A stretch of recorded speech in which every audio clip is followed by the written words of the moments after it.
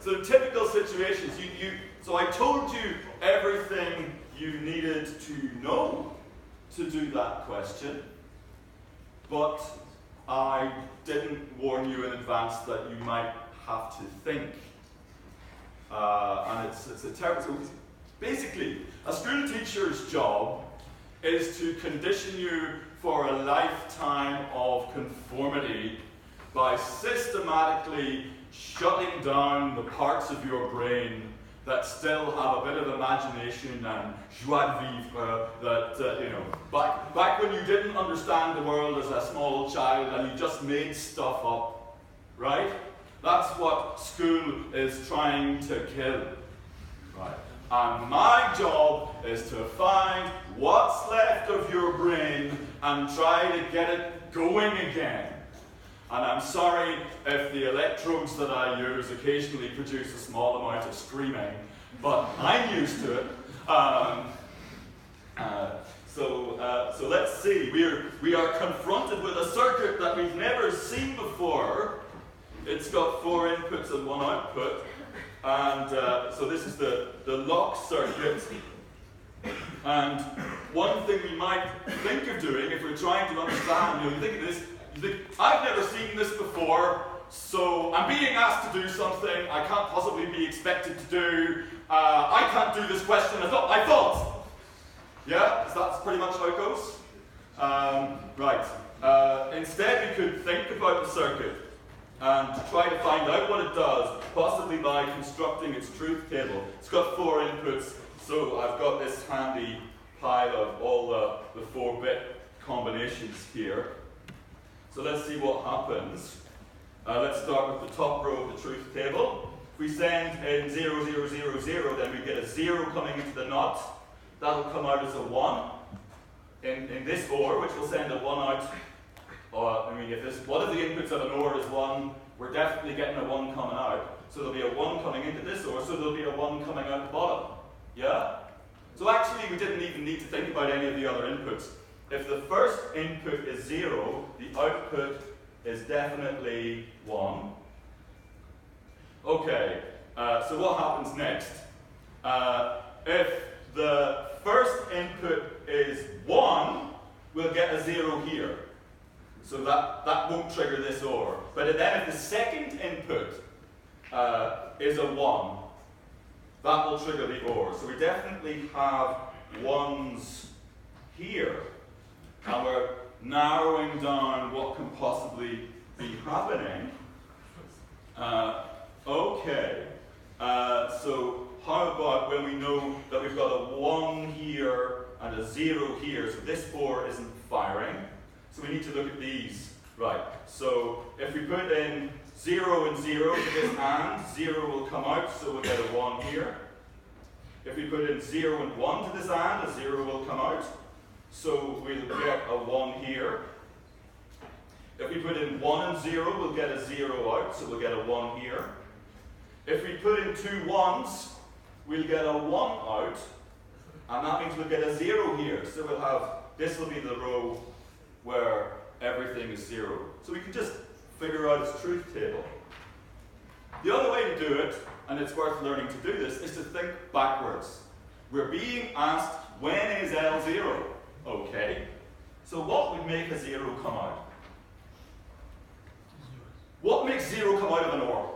2 zeros. 2 zeros going in. What makes 0 come out of an OR? 2 zeros going in.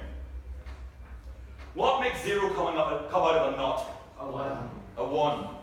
What makes a 1 come out of an AND? 2 1s. 2 1s. What makes a 0 come out of a NOT? A 1. So we have deduced that if a 0 comes out at the bottom, 1 0 1 1 must have gone in at the top. Right? So that's one part of the question. And then the other part with the alarm circuit, involved a particular wiring pattern with muxes that I was attempting to bang on about for pretty much an entire week. Only I was telling you how to use it, and perhaps I was hoping that you might spot it being used. So this is the circuit where we're actually getting, we're chopping the truth table into quarters. And again, figuring out how to avoid the alarm is going to mean we need to know what this circuit does, so we should draw its truth table. This is exactly the wiring pattern with muxes for a truth table split into 4 quarters. And here are the quarters. And we should then, so we can fill in the truth table in its 4 quarters. In the first quarter, we've got an OU, and it's called an OU because its truth table spells OU. And you were just told that truth table. Next, we have not of x0. Next, we have another OU. And finally, we have a negated OU.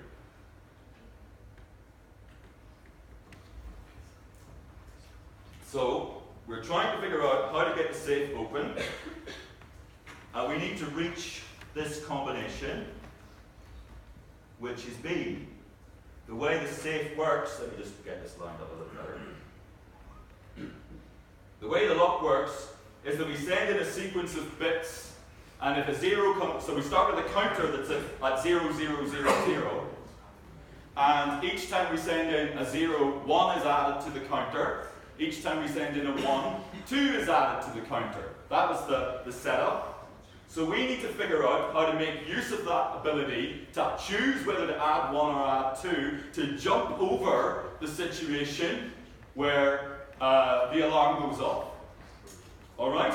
So if we start here, good news, the alarm's not going off. If we just add 1, we'll go to here, and the alarm will go off. So we better jump over that by adding 2. What should we do next? Add 1 or add 2? We should better add 1. How about next? Next. Add another 2. Next. Next. We better add 2. And finally, we better add 1. And that means the sequence of bits we need to send in is 1, 0, 1, 1, 0, 1, 0. Okay. So, like I say, you knew everything you needed to know. You just needed to think about how to make use of that. This is, that was a tricky question, but you should get used to being asked tricky questions. I make no apologies for giving you questions that are not susceptible to monkey training techniques. You're actually going to have to figure stuff out. But you'll get 2 more chances at this topic, so that'll be fine, I hope.